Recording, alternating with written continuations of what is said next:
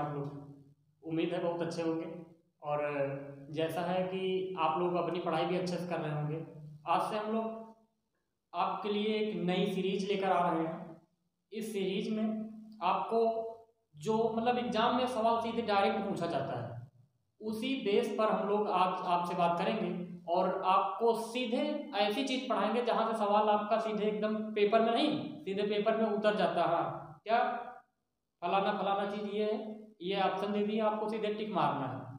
चाहे आप उत्तर प्रदेश कांस्टेबल की तैयारी कर रहे हो या Delhi police constable, SSC, CHSL, CGL, MTS, है ना, और Delhi head constable, Delhi SI, CPO, कोई भी तैयारी कर रहे हो, चाहे पीसीएस हो, चाहे यूपीएससी हो, कोई भी एग्जाम हो, आप यहाँ से सवाल देखोगे ही देखोगे।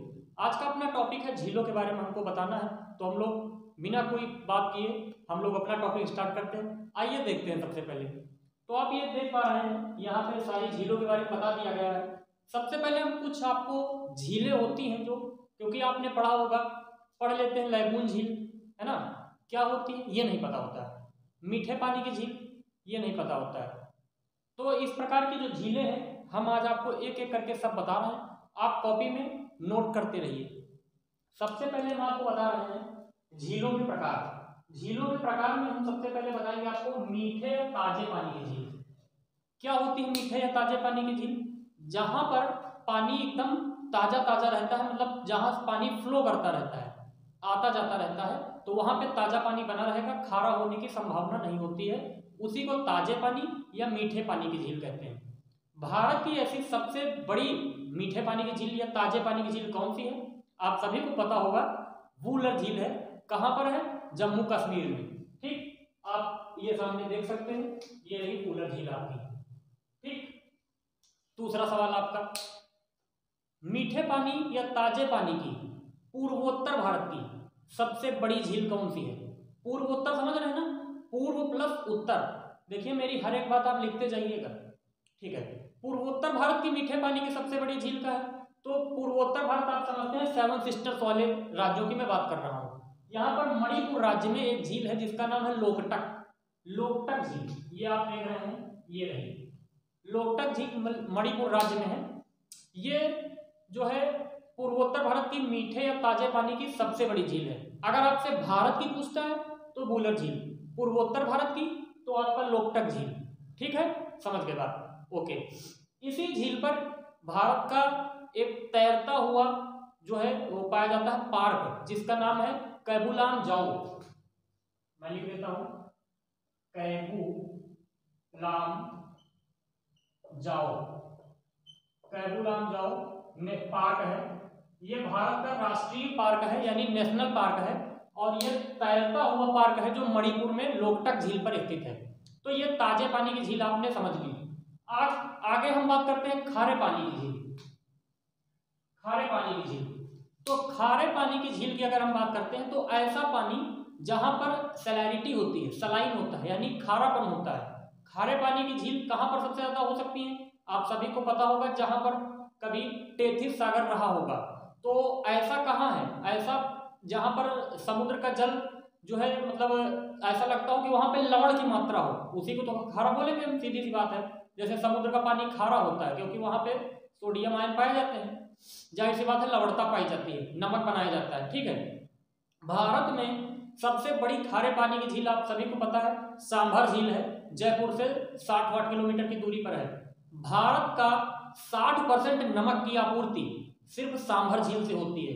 ये सारे फैक्ट आप लिखते रहिए। सांभर झील की बात मैंने बताई, ये रही आपकी सांभर झील। सांभर झील जो है यहाँ पर राजस्थान में पाई जाती है, जिसका आप जानेंगे 60% नमक जो है भारत का, ये सिर्फ सांभर झील से पैदा होता है। इतनी ज्यादा मजबूत है, इतनी कीमती हमारे लिए।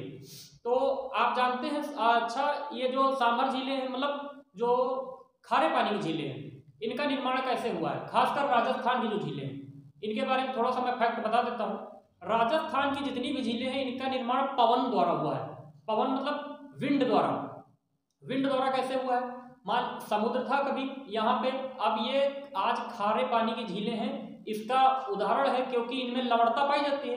और लवणता पाई जाती है, तो इसका एक सबूत है कि कभी यहाँ पहले आदिकाल में टेथिस सागर हुआ रहा होगा, कालांतर में यहाँ टेथिस सागर रहा होगा। तो उसी का ये सबूत है। यहाँ की झीलें नक्की, सांभर, पुष्कर, राजसमंद, जयसमंद, फतेह सागर, अन्ना सागर, ये सारी झीलें, ये सबूत है इसका कि यहाँ पर कभी टेथिस सागर रहा होगा। बात समझ गए?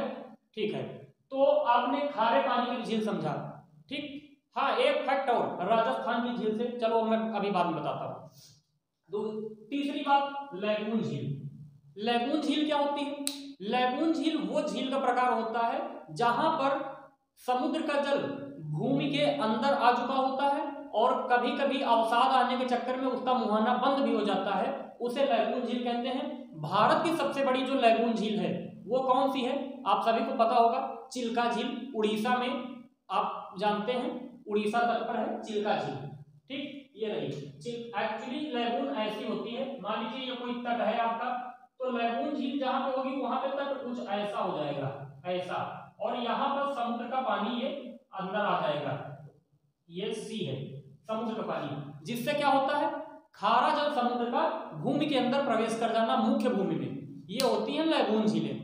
समझ गए आप? ठीक है, तो लैगून झील के बारे में हमने बता दिया।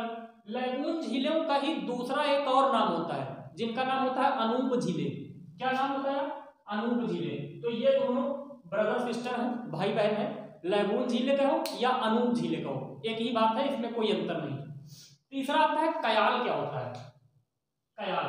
देखिए, लैगून झीलों का ही एक ये भी प्रकार होता है जो केरल में दो झीलें हैं, इसका उदाहरण है भारत में वेम्बनाड और अष्टामुदी।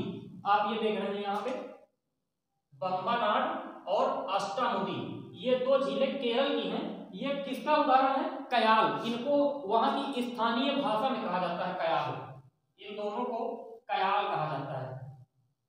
कयाल वहां के स्थानीय भाषा है,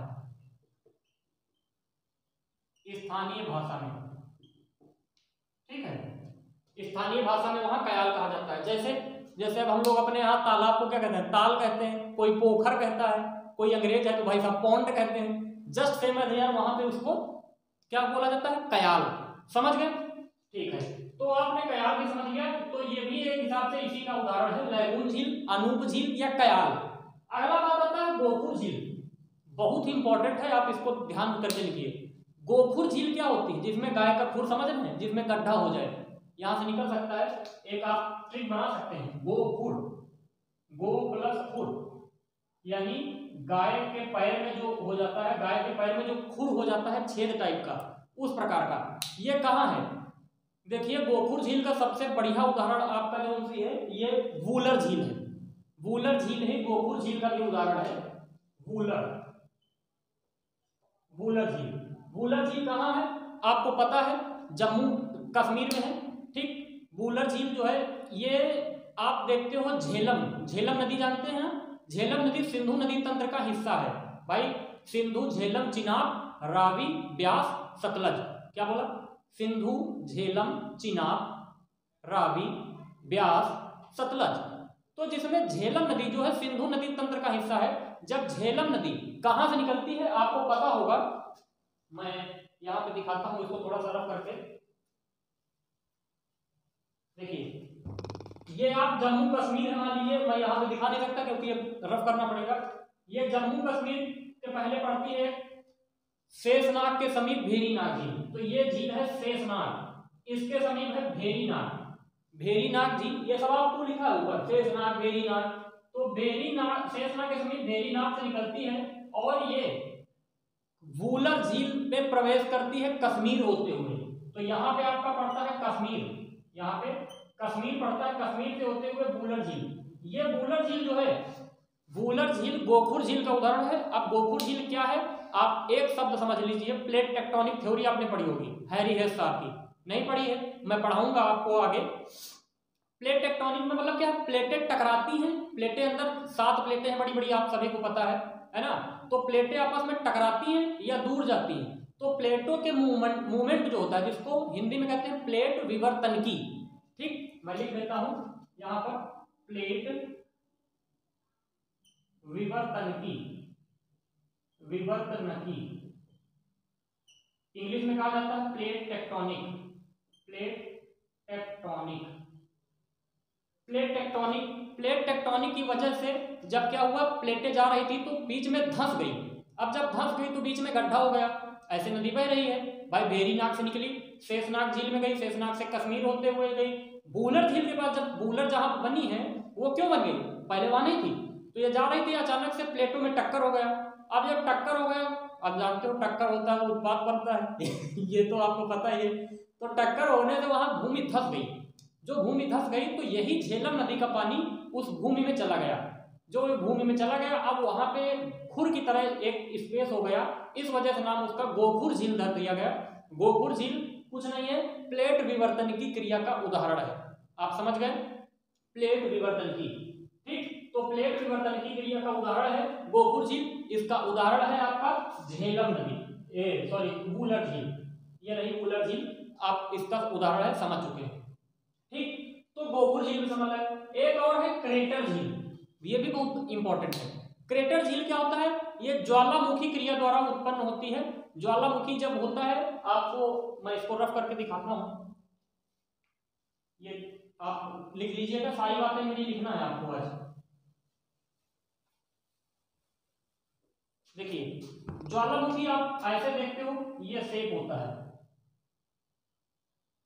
ठीक, ऐसे मान लीजिए ज्वालामुखी का पॉइंट है, ठीक, एक ये पॉइंट होता है, एक ये पॉइंट है। अब इन पॉइंट को क्या कहते हैं तो इनको अभी मैं नहीं बता रहा। तो यहाँ पे क्या होता है कि जब ज्वालामुखी का लावा यहाँ से फटता रहता है, जाता रहता है, एक ऐसी स्थिति जहां पर ज्वाला फट जाए भाग से बहुत तेज, तो यहाँ से इसका टोपी जो है ऊपर की जो नोट होती है, कैप, ये उड़ जाती है, ये उड़ जाती है, तो इसकी आकृति कैसी बन जाएगी, ये इसकी आकृति अब ऐसी बन जाएगी, ऐसे बन जाएगी, हाफ सर्कल, सेमी सर्कल की तरीके की बन जाएगी, अर्धवृत्त की तरह की। इसको अंग्रेजी में क्रेटर कहा जाता है। क्या कहा जाता है, यानी इसकी जो टोपी होती है इसको कहा जाता है क्रेटर। जब इसका लावा शांत हो जाता है, लावा चला जाता है, तो ये एक ताल की तरह बन जाता है, ऐसे बन जाता है इसका मुंह, क्रेटर जिसका नाम देते हैं। अब यहाँ पे जब बरसात का पानी होता है, तो बरसात का पानी जब गिरता है तो इसी ताल में भर जाता है, और यही क्रिया ज्वालामुखी के द्वारा हुई है, तो इसको क्रेटर आकृति में पानी भर जाता है, यहाँ पर ऐसे ये सब पानी भर जाएगा, ऐसी झील को हम लोग क्रेटर झील कहते हैं। समझ गए आप, क्रेटर झील भारत में एक उदाहरण है, यहाँ पे लूनार झील जो है महाराष्ट्र में एक ही उदाहरण है क्रेटर झील का, लोनार झील, आप समझ गए, ठीक है। तो ये हमने आपको झीलें समझा दी कि कितने प्रकार की है, 7 से 8 प्रकार की। हाँ, मानव निर्मित झीलें, ये भी जान लीजिए, मानव निर्मित झीलें अभी मैं नहीं बताया हूं, इसको जस्ट अगले वीडियो में आपको मानव निर्मित जो भी भारत की झीलें हैं वो बताऊंगा। मानव निर्मित झीलें कैसे बनती हैं, जब भी किसी नदी पर हम बांध बना देते हैं, तो बांध बनाकर जो पीछे जलाशय का निर्माण हो जाता है, उस जलाशय को हम क्या कहते हैं, वही मानव निर्मित झील कहलाती है।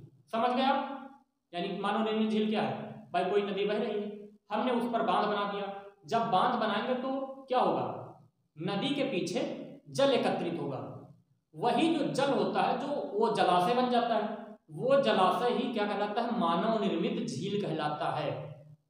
I hope things are clear to you. And अब हम लोग प्रत्येक राज्य की झीलें पढ़ लेते हैं बहुत अच्छे से, और उसके बाद सारा आपका टॉपिक क्लियर। तो आपने झीलें भी सारी समझ ली, फैक्ट भी समझ लिए, अब बस झीलों के नाम देख लेते हैं एक बार सरसरी निगाह में। आइए सबसे पहले जम्मू कश्मीर से स्टार्ट करते हैं। जम्मू कश्मीर में आपको एक ट्रिक याद रखना है, क्या, पहले तो नाम बता देते हैं फिर ट्रिक बताएंगे। देखिए, तो बूलर झील, डल झील, शेषनाग, वेरीनाग, गौड़ सागर, अनंतनाग, नागिन, हौसरनाग, सिमोरेगी, पोंगोंग छो, गंगाबल, मानसबल, ये सारी जम्मू कश्मीर की हैं। जम्मू कश्मीर में आप ऐसे ट्रिक याद रख सकते हैं, आपको 70% ऐसे ही मिल जाएंगी। एक ट्रिक याद रखें, जिस झील के पीछे नाग मिल जाए वो जम्मू कश्मीर की है। क्या ट्रिक बताई, नाग, ये क्या है, एक प्रकार का निमोनिक्स है, ठीक है। ये आपका ट्रिक बन गई यहाँ की जो है आपकी, ठीक, आप याद रखेंगे। अगली राज्य हम आते हैं चंडीगढ़, यहाँ पे जम्मू कश्मीर के बाद ले लेते हैं थोड़ा सा, एक ही झील है, सुखना झील, आपको याद रखना है, चंडीगढ़ की ये है सुखना झील, ठीक। इसके बाद हिमाचल प्रदेश में जो आपकी है जो आप देख रहे हो यहाँ पे भृगु, मच्छीपाल और रेणुका, ये रहा हिमाचल प्रदेश की भृगु, मच्छीपाल, रेणुका, ये 3 महत्वपूर्ण है। इसके बाद 2 और है, सूरजताल और चंद्रताल।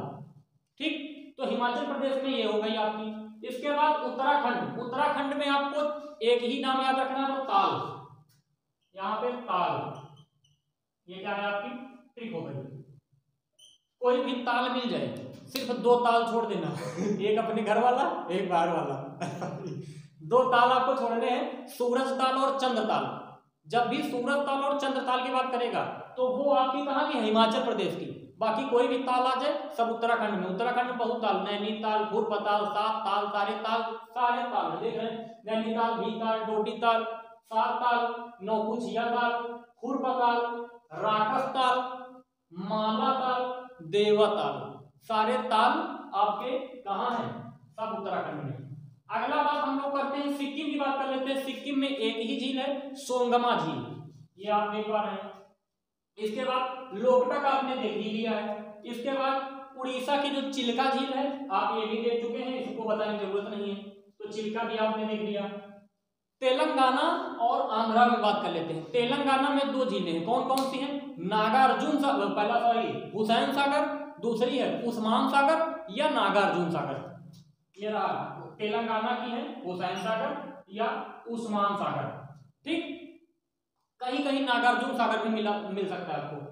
आंध्र प्रदेश की जो है कोलेरू और पुल्लिकट, कोलेरू झील और पुल्लिकट झील, कोलेरू झील और पुल्लिकट झील।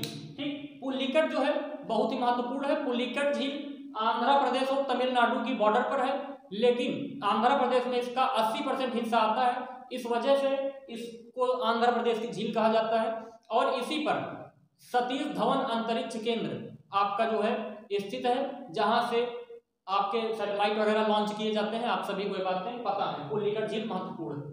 अगली बात करते हैं हम लोग तमिलनाडु। तमिलनाडु में 2-3 झीलें हैं, एक का नाम है जैसे कोडाई डकनाल, कालीवेली, ये आप देख रहे हैं कोडाई डकनाल, फिर कालीवेली, एक और है वीरानम, वीरानम पिक्चर देखे हो ना, वीरानम नहीं वेदालम है, ये वीरानम है। एक है चेंबर बक्कम, ये महत्वपूर्ण है। क्यों महत्वपूर्ण है, नाम अजीब है लेकिन चेंबर बक्कम इसलिए महत्वपूर्ण है, चेंबर बक्कम से एक नदी निकलती है जिसका नाम है अडयार नदी, तमिलनाडु में बहती है। अडयार नदी पूछा जाता है किस झील से निकलती है, तो चेंबर बक्कम, यानी एक अडयार नदी एक झील से निकलने वाली नदी है, अडयार नदी, चेंबर बक्कम नाम। ठीक, अगला पॉइंट हम लोग देखते हैं, केरला में हमने बताई है आपको कयाल जो है, बम्बानाड और अष्टामुडी, तो ये बताने की जरूरत नहीं। कर्नाटक में एक ही झील है, वेलांटूर झील, ये देखिए लिखा है वेलांटूर झील। महाराष्ट्र में आपकी 2 हैं, लोनार और पोवई, एक ये लोनार और पोवई, लोनार क्रेटर है बता चुके हैं। बचा आपका राजस्थान, राजस्थान से पहले मध्य प्रदेश में जा लेते हैं। एक है तवा बोहर झील, तवा बोहर झील, और यहाँ पे राजा भोज हुए थे तो उन्हीं के नाम पर एक और झील है भोजताल, तवा बोहर झील और भोजताल। बचा म्हारो राजस्थान। आइए, राजस्थान में नक्की, सांभर बताया है आपको कैसी झील है, सब पीछे नहीं बता के आए। पुष्कर झील, पुष्कर झील, राजसमंद, जयसमंद, लूनकरसर, फतेह सागर, पिछौरा झील, पिछौरा झील बहुत महत्वपूर्ण है, डिंडवाना, कुचमन, अन्ना सागर, ढेबर, ढेबर पे मैंने गोला बना दिया। ढेबर क्यों महत्वपूर्ण है आप याद रखेंगे, राजस्थान की सबसे बड़ी मीठे पानी की झील या ताजे पानी की झील ढेबर झील है। मैं लिख देता हूं यहां पर, मीठे पानी की झील, मीठे पानी की झील। राजस्थान की ज्यादातर झीलें जो है खारे पानी की हैं, लेकिन ये जो ढेबर है, ढेबर आपकी मीठे पानी या ताजे पानी की झील है जो आपकी राजस्थान की है, तो ये भी एक फैक्ट बनता है, आप ये याद कर सकते हैं। तो आप एक बार स्क्रीनशॉट इसका ले लीजिए, पहले ले चुके होंगे। ओके, तो ये हमने झीलों का आज का अपना टॉपिक कंप्लीट कर लिया है, और आपको मैं विश्वास दिलाता हूं, आप पीछे की कोई भी परीक्षा का पेपर अगर आप परीक्षा दिए हैं तो आपको पहले ही पता चल चुका होगा कि हाँ, ये टॉपिक सर ने बहुत ही हमारे लिए यूजफुल बताया है, बहुत ही फ्रूटफुल है, बहुत ज़्यादा फायदेमंद है। और अगर नहीं दिए हैं तो आप पीछे के पेपर प्रैक्टिस सेट देख लीजिए। अगर आपको झीलों का कोई भी ऐसा क्वेश्चन है जो भारत का पेपर है वो आपको नहीं कर पा रहे हैं, तो आप हमको उसका कमेंट करिएगा कि सर ये क्वेश्चन है मुझे नहीं आ रहा, आपको रिप्लाई दिया जाएगा।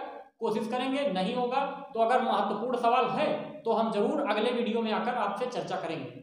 ठीक है, तो उम्मीद है आपको आज की क्लास बहुत अच्छी लगी होगी। मिलेंगे हम लोग अगले वीडियो में, तब तक के लिए टाटा बाय बाय, जय हिंद।